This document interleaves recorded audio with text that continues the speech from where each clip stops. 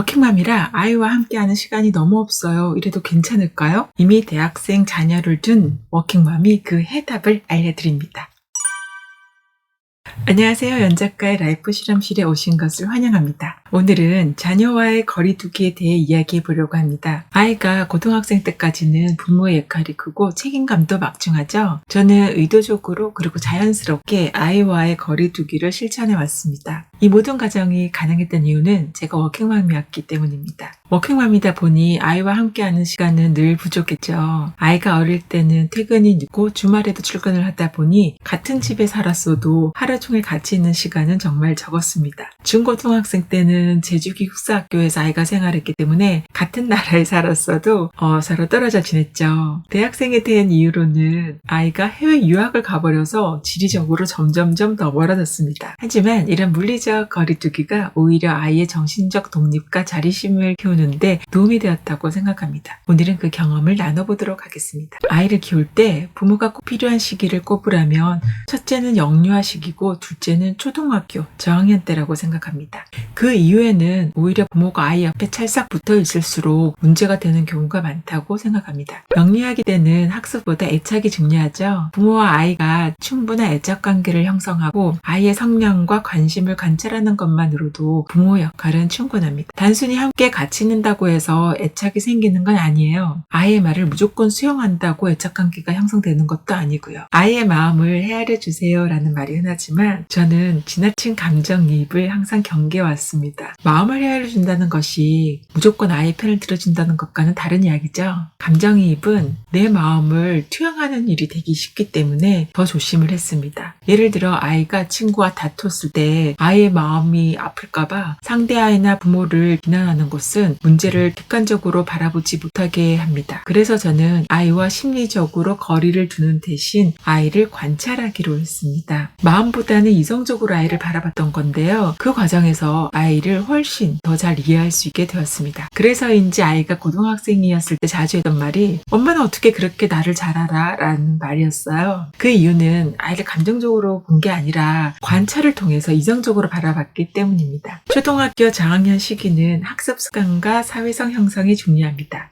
아이가 친구들 간의 관계를 중요하게 여기기 시작하면 부모는 한 발 물러서야 됩니다. 지나친 개입은 도움이 되지가 않아요. 아이가 갈등도 경험해보고 직접 해결해보는 시도도 해봐야 됩니다. 이 시기보다는 공부 자체보다는 태도를 기르는 것이 핵심입니다. 공부량을 늘리는 것보다는 어떻게 공부할 것인가를 가르치는 게 중요하다는 말이죠. 저는 아이가 초등학교 2학년 때 문제집을 처음 풀도록 했고 스스로 개념을 파악하고 진도를 나갈 수 있도록 유도했습니다. 그리고 독서가 글쓰기로 자연스럽게 이어지도록 도와주었습니다. 그렇게 스스로 공부하는 법을 체득하면 고학년이 되어서 난이도가 높아져도 충분히 혼자 해낼 수 있습니다. 도움을 받는 것에 대해 지나치게 익숙한 아이는 어려움이 닥쳤을 때 쉽게 포기하게 됩니다. 그래서 저는 가능한 한 도움 없이 스스로 해낼 수 있도록 기다려준 것 같습니다. 다소 거칠게 들릴 수도 있지만 그게 오히려 장기적으로 봤을 때 아이에게 힘을 길러주는 그런 방법이었습니다. 사실 이건 우리가 자랐던 방식이기도 해서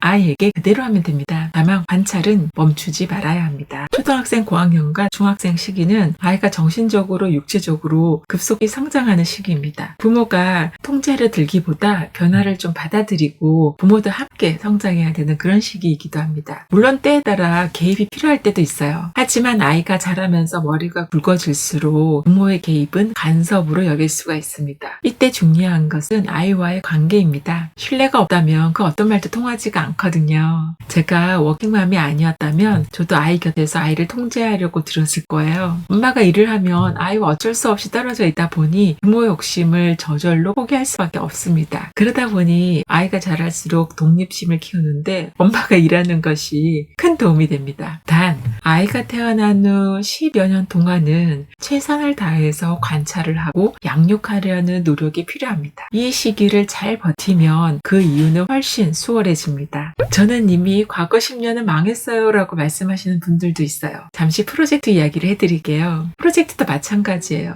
어떤 프로젝트는 너무 문제가 많아서 도저히 진도를 나갈 수가 없습니다. 여러 문제들이 얽혀 있다 보니 해결할 방법을 찾기가 너무 난해해요. 이때 제가 제시하는 솔루션은 이 문제 각각에 대한 해결 방법을 일단 찾아 놓습니다. 이 중에 한 가지를 골라서 그것만 먼저 해결해 보자고 말씀을 드려요. 재밌게도 이 하나의 문제가 해결되면 그 여파로 다른 문제도 해결의 실마리가 차근차근 풀리는 경우가 많아요. 문제 하나를 해결했는데 2개가 쉽게 풀리고 2개를 해결했더니 4개가 쉽게 풀리고 4개를 해결했더니 8개가 풀리는 그런 연쇄 반응을 일으키는 거죠. 하나의 성공이 도미노처럼 다음 문제 해결의 발판이 됩니다. 자녀 교육도 이와 같습니다. 아이가 전반적으로 모든 과목이 부족해 보여도 한 과목에 집중해서 성공 경험을 갖게 해주면 그 경험을 통해서 공부 방법을 터득하게 되거든요. 그걸 다른 과목에 자연스럽게 적용하게 돼요. 사실 이 방법은 아이뿐 아니라 부모에게도 고스란히 적용이 됩니다. 저 역시 일하면서 다양한 취미 생활을 가지고 있어요. 다들 그거 많은 걸 어떻게 다 해내? 라는 질문들을 하시는데요. 처음에는 한 가지를 몰입하면서 어떻게 하면 잘할 수 있는지를 배웠고요. 그 방법을 다른 데도 그대로 적용했을 뿐입니다. 몸으로든 머리로든 배움의 원리는 똑같습니다. 만약 대학생 자녀를 두었다면 이제 부모의 역할도 변해야 합니다. 교수에게 부모가 직접 연락을 하거나 회사의 자녀 대신 전화하는 일들이 실제로 존재합니다. 아이가 아파서 오늘 회사에 못 나가요. 연봉 협상을 어려워해서 제가 대신 연락을 드려요. 하지만 이제는 그 아이의 인생은 그 아이 것이라는 걸 인정해야 됩니다. 저희 아들도 이제는 부모의 손을 거의 필요로 하지 않아요. 때로는 서툴고 실수도 하지만 자기가 선택하고 책임지는 훈련을 하고 있다고 생각하고 있습니다. 우리가 그랬던 것처럼 설익은 선택과 시행착오를 겪으면서 자라고 있는 거죠. 오늘은 아이와의 거리두기에 대해서 말씀을 드렸습니다. 워킹맘은 아이에게 그렇게 나쁜 선택이 아니에요.